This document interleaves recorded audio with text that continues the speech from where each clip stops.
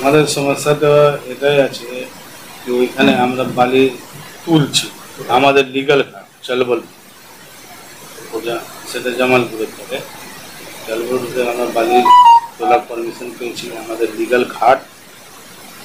আর আমরা তুলতে গেছি, বালি তুলছিলাম, রাত্রেবেলা আমাদের জামালপুর থানায় ওসি ওরা গিয়ে ঘাট থেকে আমাদের ম্যানেজার গাড়ি সব তুলে দিচ্ছে, নখানার লোককে অ্যারেস্ট করছে।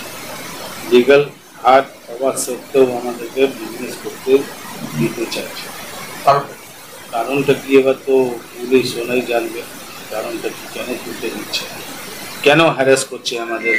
আমরা তো লিগাল ঘাট আছে, লিগাল ঘাটের জন্য আমরা তো কাজ করি, আনলিগাল তো কিছু করি না। যারা আনলিগাল করে তারা তো দিব্যি ব্যবসা করে। সুদর্শন গুপ্ত। হ্যাঁ, মাইনিং অর্ডার হয়েছিল। হ্যাঁ, 18 তারিখ থেকে বলা হচ্ছে মাইনিং করা যায়, আর তাও হ্যারাসমেন্ট করা যায়। আমরা টোটাল কাগজপত্র সবই বলছি, দেখে নি না, কিচ্ছু দেখলো না, শুনলো না, ডাইরেক্ট অ্যারেস্ট করে দিল।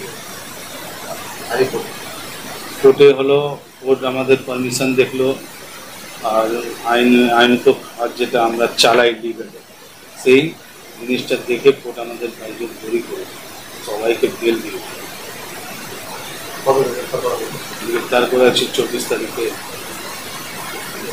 23 তারিখে রাত্রে 2:40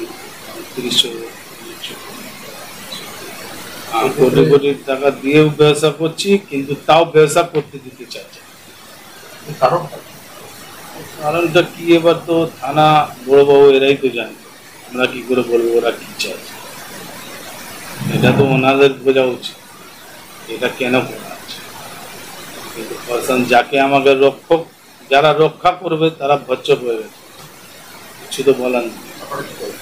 আমরা চাইছি আমাদের শান্তিভাবে ব্যবসা করতে দিই, আমরা এটাই চাইছি। আমরা লিগাল ঘাট, লিগাল পয়সা দিয়ে করেছি, আমাদের যেন হ্যারাস করা না হয়।